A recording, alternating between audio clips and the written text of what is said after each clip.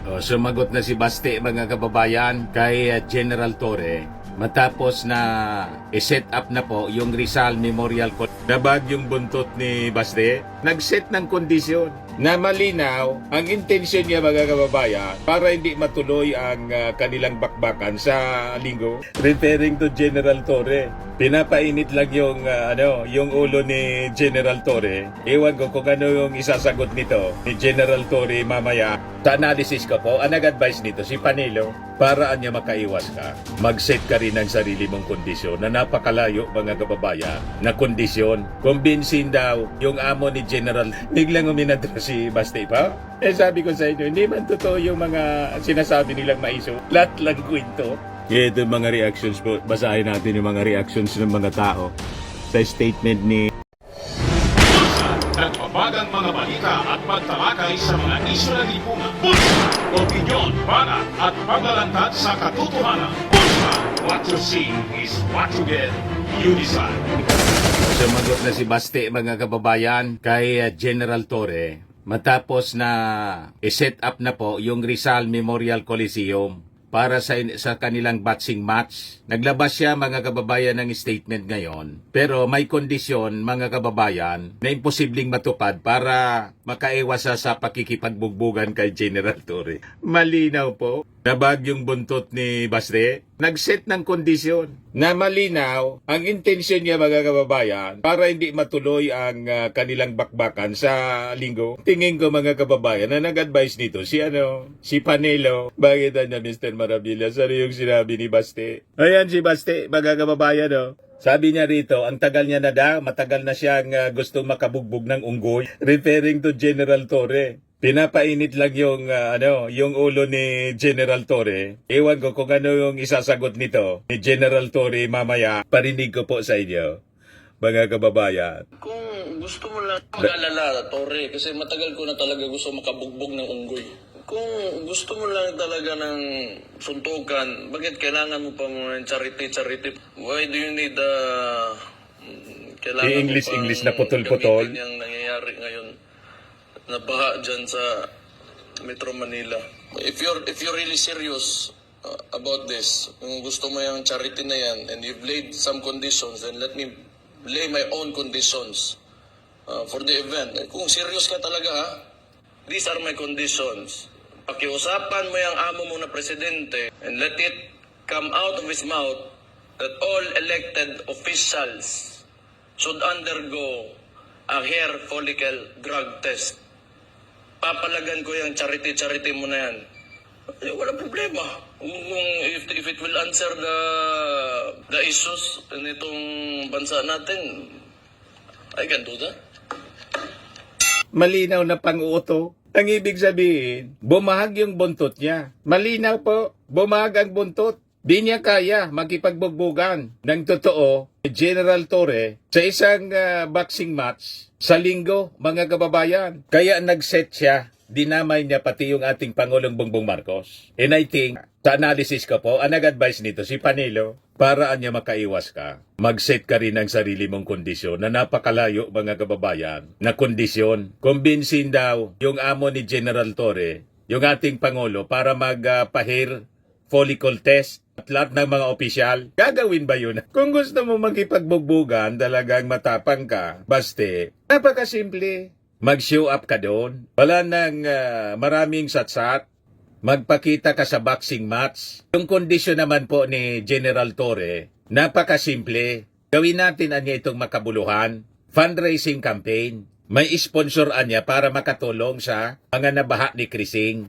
Very simple. Pero yung kondisyon mo, malinaw na ang intensyon para umiwas sa boxing match. Di ba po mga kababayan?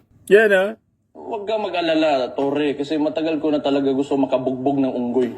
Kung gusto mo lang talaga ng suntukan, bakit kailangan mo pa ng charity? Why do you need English na putol-putol po. Yung nangyayari ngayon. Nabaha dyan sa Metro Manila. If you're really serious about this, kung gusto mo yung charity na yan, and you've laid some conditions, then let me lay my own conditions for the event. Kung serious ka talaga, these are my conditions. pakiusapan mo yung amo mo na presidente and let it come out of his mouth that all elected officials All elected should pati. undergo a hair follicle drug test. Kalukuhan. Papalagay ko yung charity mo na yan. Walang problema. If it will answer the issues nitong bansa natin, I can do that.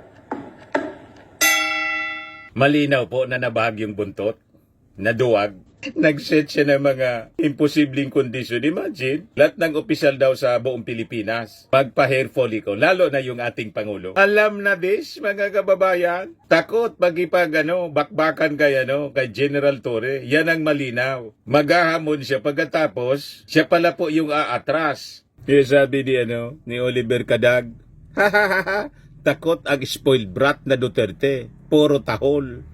Ready na sana si General Torre po. O go. Darapang paglaban. Talina, bakit pamamo ko?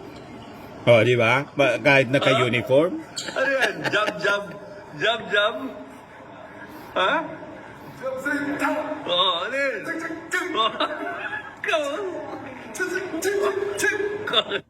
May ginawa na sanang waiver po, in quit claim, Ready na, pipirma na lang ng dalawa po. Biglang uminadra si Basti pa. Sabi ko sa inyo, hindi man totoo yung mga sinasabi nilang maiso. Lahat lang kwento. Ito yung mga reactions po. Basahin natin yung mga reactions ng mga tao sa statement ni Basti. Ikaw naghamon, ugok. Sabi ni Sharon Abs Estrada, manang-mana lang. Sabi ni Celso Hernandez, yabang ka lang pala eh. Sabi ni John Wilson Fernandez, backfire yung kondisyon mo, Mayor. Ikaw naghamon, maganda kondisyon ni General Torre. Pwede na yan, go na. Sabi ni si Joy, kala mo naman gwapo, adik, duwag, puro yabang, dinawag kasing gusto na daw makabugbog ng unggoy. Sabi ni Basti kay General Torre. So ang tingin niya kay General Torre, unggoy, mabukadira lang po, mga kababayan talaga yung mga Duterte. Pag kinol yung hamon, tiklo po. Sabi ni Lina Garcia Panlilio, palusot ka lang. Sabi ni Rocky Brazil, ano ba yan na mayor nyo? Sabi ni Daniel Pugong, bugok ka pala, huli na ini. Sabi ni Bobby Montejo Bartolome, excited pa naman ako. Sabi ni Mark Louie Turalba, naghamon, tas pinalagan, humingi ng kondisyon. Tapang, Davao patol atras, hindi kondisyon, parang si Kibuloy. Hamon ng debate, sabay atras kasi di daw oso debate. Ganyan ba ang tapang ng mga taga Davao City?